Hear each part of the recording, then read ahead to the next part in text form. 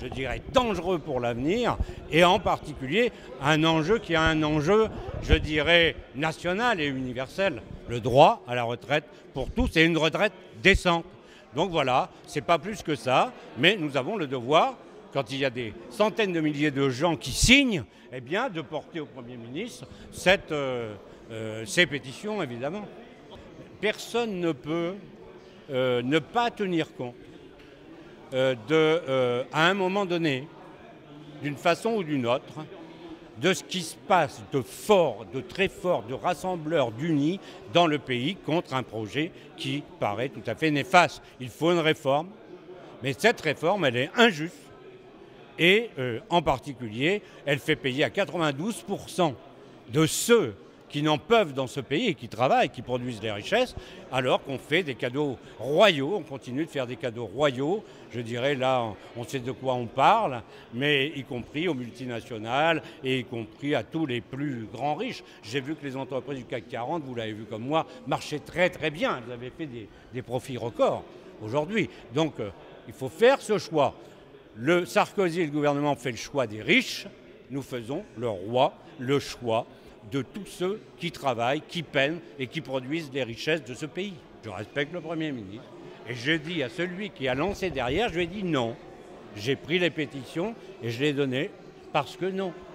Il ne s'agit pas de balancer quoi que ce soit à la tête du Premier ministre. Il s'agit, je dirais, de montrer la volonté populaire qui s'exprime dans le pays. C'est incorrect, c'est totalement incorrect.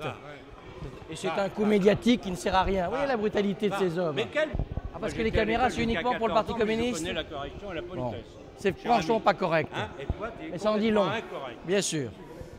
Ils ont signé ces pétitions et lorsqu'ils ont signé ces pétitions, moi je leur ai dit, ces pétitions, nous allons les remettre au Premier ministre. Et bien c'est ce que j'ai fait aujourd'hui.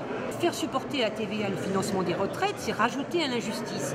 La retraite, c'est basé sur les richesses produites par le travail. Voilà. Donc il est normal que les salariés cotisent, mais il est aussi normal que les entreprises cotisent. Or, on voit ces dernières années, la part qui va vers les salaires de la richesse produite par le travail et la part qui va vers les dividendes des actionnaires, ça a bougé dans le sens des dividendes des actionnaires, moins 9 pour les salaires. On ne va pas encore, avec cette réforme, prendre un peu plus sur le dos des salariés. C'est un racket, cette réforme. Il faut que les cotisations patronales soient modulées selon le comportement de l'entreprise. Une entreprise qui fait de l'emploi, qui fait de la qualification, qui fait de la recherche, moi je suis pour une cotisation qui tienne compte de ça.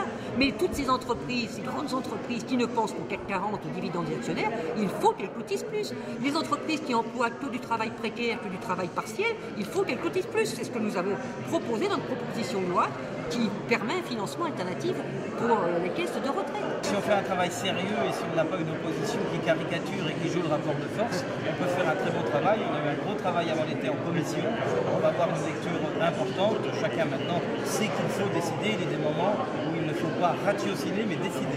La rue, il faut l'écouter. On est dans une démocratie. Le gouvernement écoute. Mais ce qui nous guide, c'est qu'il faut sauver le système des retraites.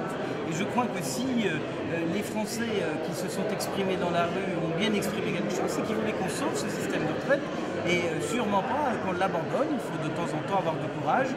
Gouverner, c'est pas toujours plaire à ceux qui crient le plus fort. Gouverner, c'est aussi faire ce qui est nécessaire. Et on s'aperçoit que toutes les réformes qu'a faites la droite, celle de 92 de M. Balladur, celle de 2003 de François Fillon, des réformes qui ont déclenché des manifestations sur le moment et qui aujourd'hui sont largement consensuelles et approuvées. Oui, de temps en temps, il faut avoir du courage. Quant à Éric Woerth, il est parfaitement crédible sur ce sujet. C'est une réforme de tout le gouvernement, de toute la majorité présidentielle. Et l'enjeu dépasse largement le feuilleton de l'été et nécessite encore une fois qu'on montre aux Français que le fond du travail politique, c'est pas la petite phrase ou c'est pas le débat qui nous a occupé pendant l'été, c'est de sauver un système auquel nous sommes attachés.